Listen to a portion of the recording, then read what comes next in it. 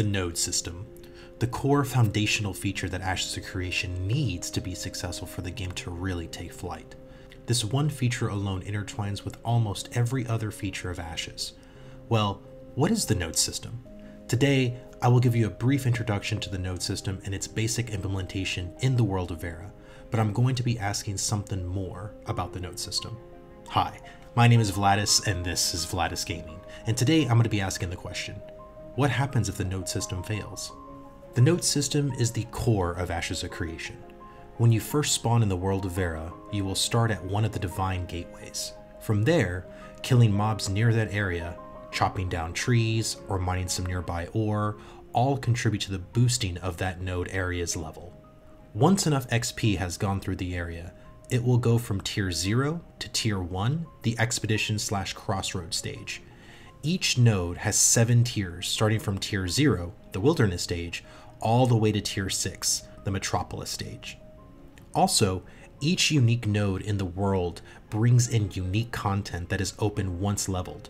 Content such as quests, events, new monster types, world bosses like dragons, and even mega dungeons.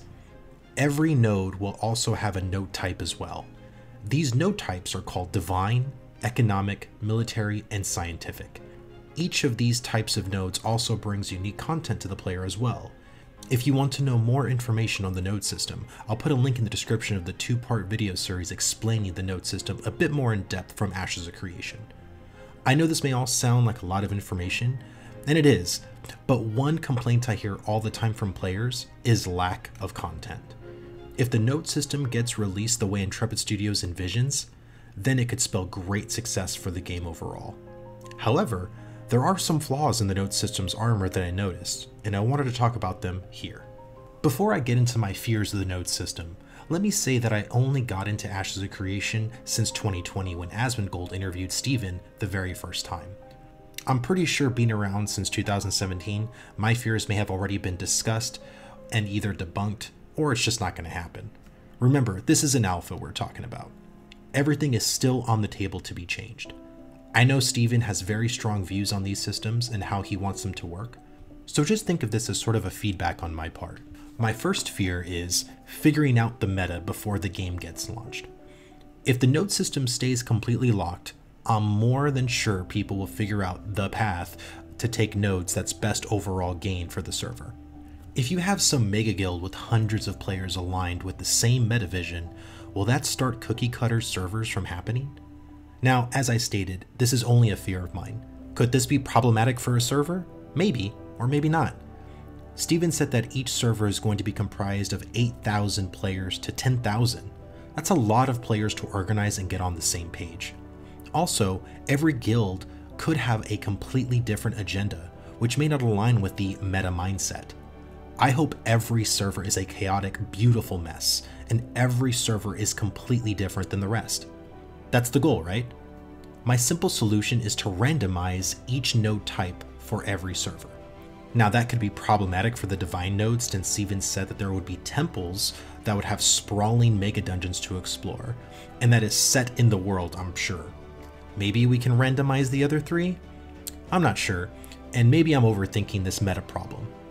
Let's talk about my next fear about the node system. Coastal areas.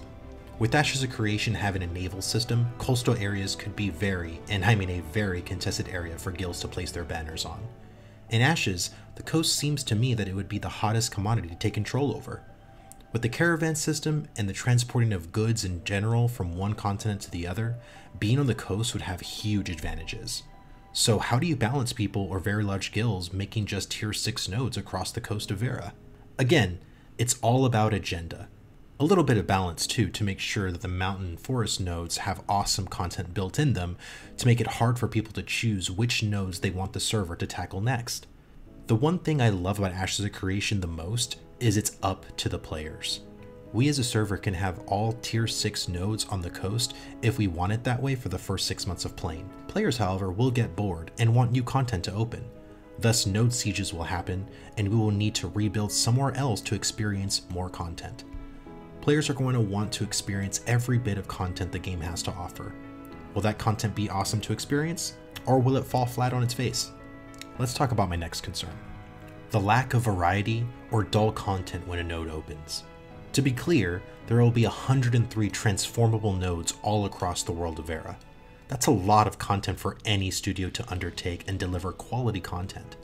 The target goal, as an example for vanilla World of Warcraft, was to have about 600 quests in total. That number ended up jumping to over 2,600 quests.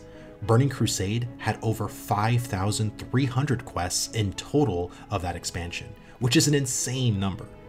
Because of the node system and it being player gated, each node must feel good in both quality and the number of quests, events, and activities. That seems like a lot of work to do, but that work needs to be done in order for players to feel like they accomplished something truly great. Ashes of Creation is going to have many systems at its core, so all of those systems have to work hand in hand with one another. Would players be okay leveling a node to a tier 4 and all that comes with it is like 10 quests in a dungeon? Probably not. With over 100 nodes scattered all over the world, content will be there to experience. Will it have depth and fun content waiting for players? We'll have to wait to find out. All of these fears, of course, will be addressed in the Alpha 2 testing. Alpha 1 wasn't a content test by any means, so there is so much that needs to be done testing-wise, and players, including myself, can't wait to give that feedback. To be clear, I am very excited for this game and just want every angle to be looked at and analyzed so we, the players, could have the best possible starting experience we could have. Testing will be important, and I will do my due diligence to make sure I can leave as detailed feedback on the node system as well as the other systems too. What are your fears about the node system? Do you think it's too convoluted, or do you think it will fall flat? Please leave a comment down below and tell me what you think. If you like this video, then hit the like button, subscribe to my channel, and follow me on social media. My name is Vlhadus, and I will see you in the next one.